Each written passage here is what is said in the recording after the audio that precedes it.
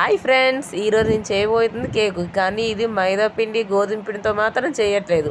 మనకు అంగన్వాడీలోని బాలామృత పిండి ఇస్తారు కదా, ఆ పిండితో ట్రై చేస్తున్నాను. చాలా బాగుంది.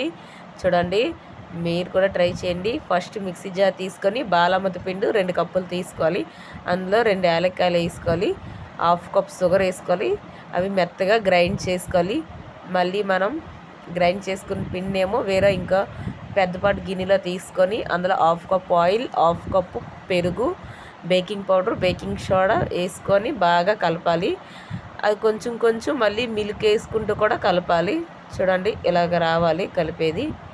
ఇప్పుడు మన ఈ కేక్ పిన్ రెడీ అయిపోయింది. ఇప్పుడు వేరే ఇంకో బౌల్ తీసుకొని దానికి ఆయిల్ రాసుకొని స్టవ్ మీద మనం పెద్దపాటి తెప్పలు పెట్టుకొని దాంట్లో ఒక స్టాండ్ పెట్టుకొని అందులో ఈ బౌల్తో పెట్టుకోవాలి. ఇలాగా చూడండి, ఇలా పెట్టుకున్న తర్వాత మూత పెట్టుకున్న తర్వాత మూత తీసి చూసుకోవాలి.